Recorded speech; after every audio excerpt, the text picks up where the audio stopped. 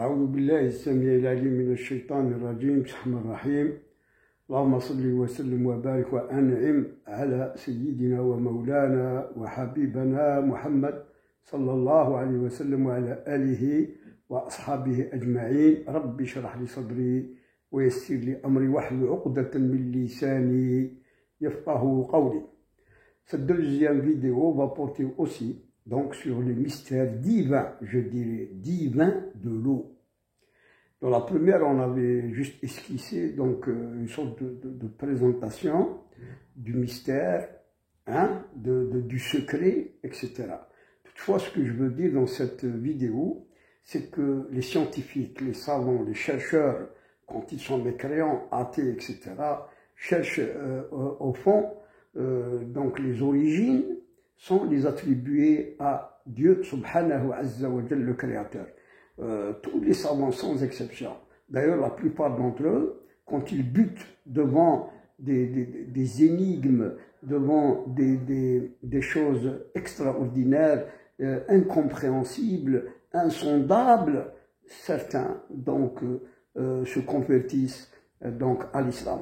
Et ils reconnaissent donc qu'il y a un créateur, qu'il y a donc un verbe divin créateur, qui a donc une puissance hors entendement humain à l'origine de la création, et qui a fait de cette création donc une symbiose parfaite dans tout l'univers, une harmonie, des interactions, des complémentarités entre phénomènes, etc., etc. D'ailleurs, la première question qui a été posée par ces chercheurs et savants dans la question de l'eau, particulièrement, qui est notre sujet, c'est que quand ils remontent donc à l'origine, ils arrivent à la question qui a créé l'hydrogène. D'où est-ce qu'il est venu, l'hydrogène? Puis ensuite, pour que l'eau se forme, il faut aussi donc la molécule d'oxygène, H2O. Et croyez-moi que, c'est-à-dire que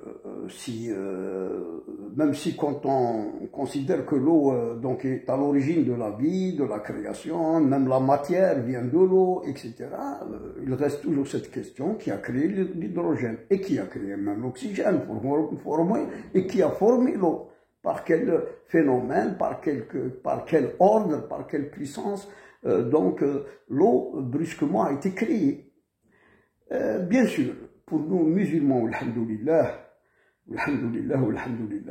la question ne se pose pas, parce que Allah Azza wa Jal crée par son ordre. Ce n'est pas un chimiste, ce n'est pas un physicien, ce n'est pas un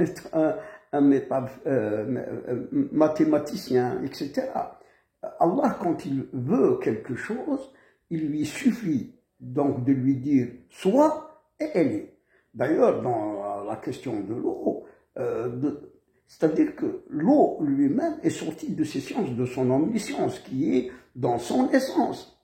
Et c'est-à-dire que quand il a voulu la créer, il l'a créée par son ordre. Elle est sortie comme ça, formée d'hydrogène et d'oxygène, H2O. Son verbe créateur l'a fait existencier. Ce qui fait que tout était dans les sciences de Dieu avant qu'elle ne soit existenciée par le verbe kun fayakun. Bon, la question, nous qui nous donc appelle à méditer, à réfléchir, c'est que pourquoi qu'Allah a créé l'eau en premier, et puis après il a créé son trône et il l'a mis sur l'eau avant la création, avant qu'il ne commence à créer les cieux et la terre, etc. D'ailleurs, cette eau, nous avons dit dans la vidéo précédente que c'est cette eau qui, par la suite, Dieu lui a ordonné de descendre sur la planète Terre pour créer la vie, car la Terre, avant, il n'y avait pas de vie. La Terre a existé environ 10 milliards d'années avant que Allah ordonne à l'eau de descendre et d'être sur la terre. Mais, donc, comme il y a des hadiths qui expliquent que, par exemple, tout l'univers donc, ne représente qu'un grain de sable par rapport à son trône, à son kursi. Donc, et que son trône est beaucoup plus grand encore et que le kursi qui est donc énorme, hein, ne représenterait par rapport de l'arche qui est son trône, qu'un grain de sable aussi. Donc, et l'eau qui était sur l'arche, donc il était inimaginable.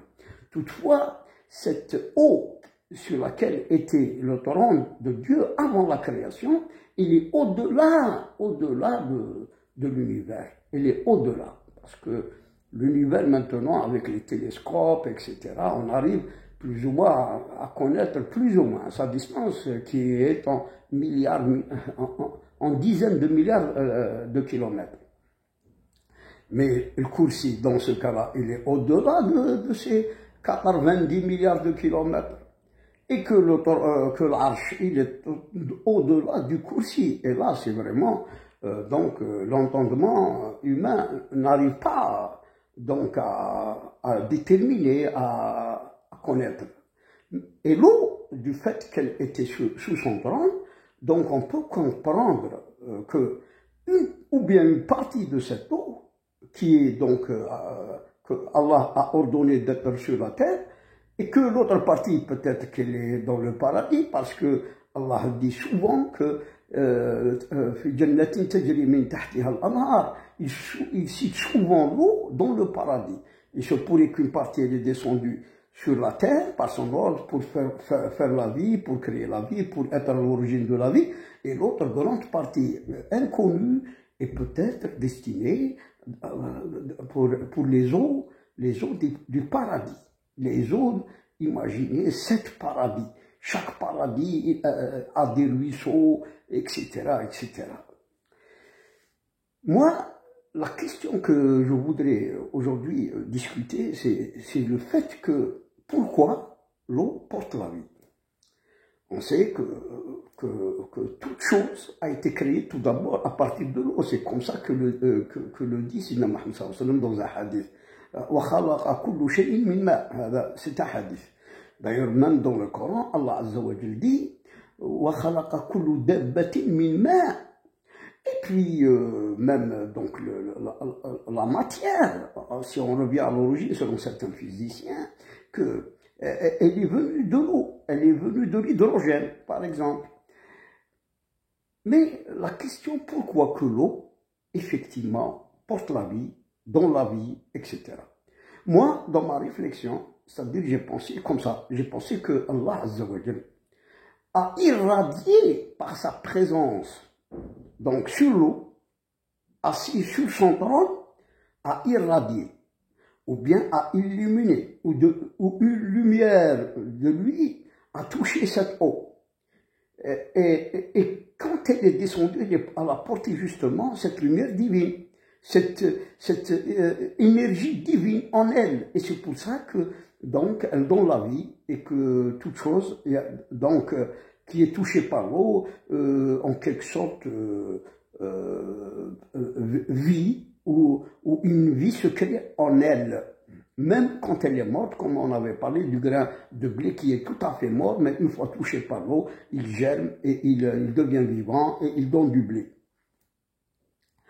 Donc, cette question est très importante, que nous, musulmans, on pense que cette eau, qui était sous le trône de Dieu, créée comme première chose, donc vitale, essentielle pour la vie, a été touchée par la grâce, par la lumière, par les irradiations de l'énergie divine qui, donc, lui-même, subhanahu wa ta'ala, posait son trône sur cette eau, la première création divine.